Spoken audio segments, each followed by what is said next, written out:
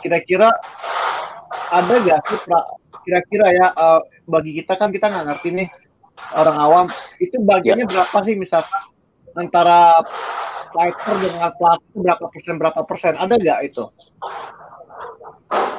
Itu kalau dibilang ada rumus pastinya nggak ada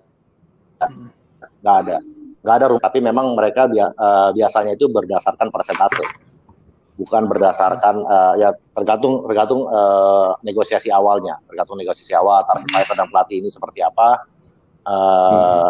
Ya jadi kembali lagi ya tergantung itu, tidak ada rumusnya, tapi biasanya mereka memang berdasarkan persentase.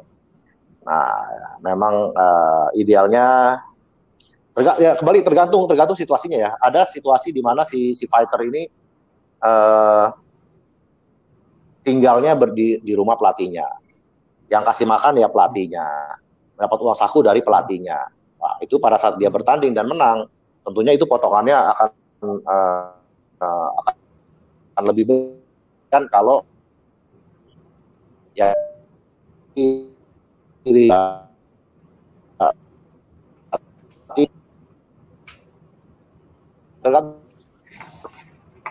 Soalnya putus-putus ya, Pet ya? Iya, suaranya putus-putus. Mungkin sinyalnya ini ya.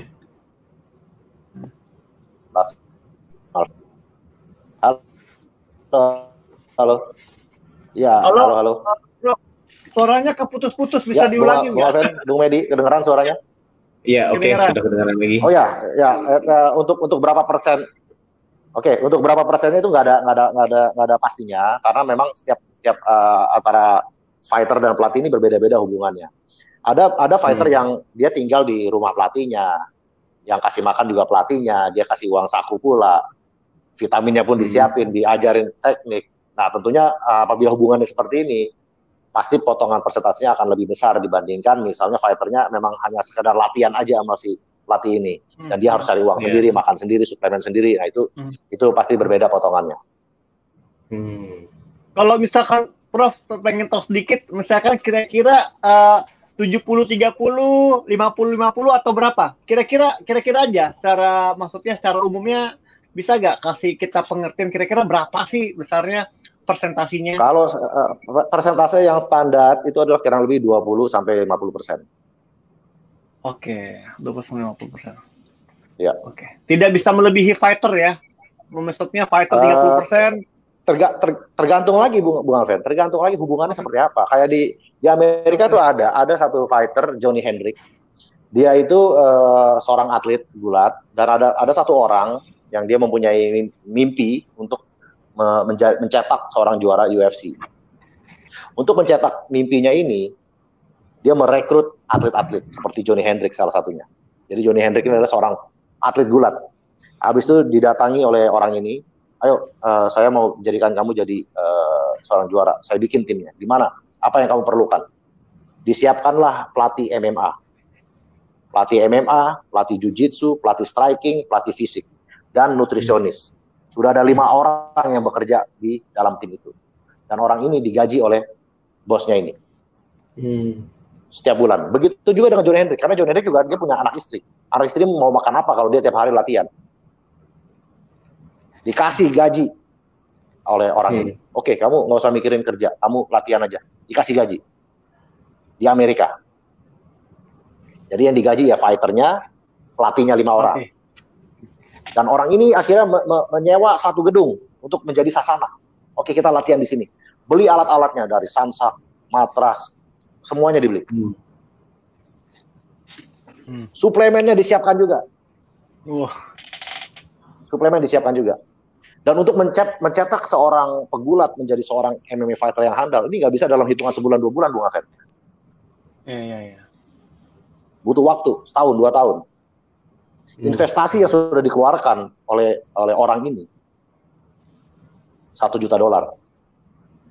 Wow. 10 miliar. Kita anggap itu 10 miliar. Ya. Mulai dari sewa gedung, gaji bulanan untuk para fighter dan para pekerjanya, para pelatihnya. Tentunya begitu si fighter ini bertanding, kan bayarannya nggak mungkin langsung seperti Conor McGregor. Dia bayarannya dari level bawah dulu. Tanding mungkin menang dapat $10.000, $20.000. Oke lah, kita anggap $20,000 dia menang di pertandingan pertamanya Johnny Hendrick. Menurut Anda yang layak itu persentase untuk bosnya ini berapa? Menurut saya mungkin 75% kali. Kalau iya, lebih 75%. Ya, itu kita nggak bisa ngomong, Iya. Karena tergantung dari deal mereka. Dan Johnny Hendrick dia sangat dewasa dan dia sangat menyadari itu bahwa saya bisa sukses karena orang ini. Iya. Saya dipotong sama dia segini pun menurut saya itu tidak besar. Menurut saya itu layak. Dan orang ini pun bilang, potongan yang saya berikan ke Johnny Hendrick ini nggak ada apa-apanya dibandingkan investasi yang saya keluarkan. Investasi yang saya keluarkan ini akan balik modal apabila Johnny Hendrick menjadi juara dunia. Kalau Johnny Hendrick bertanding 2-3 kali dia gagal, itu $1 juta hilang, melayang. Begitu dia jadi juara dunia, belum tentu itu balik modal. Jadi juara dunia UFC juga bukan bayarannya langsung $10 juta. Bisa jadi $500,000, $500,000. Dia itu udah berapa tahun yang dikeluarkan sama dia.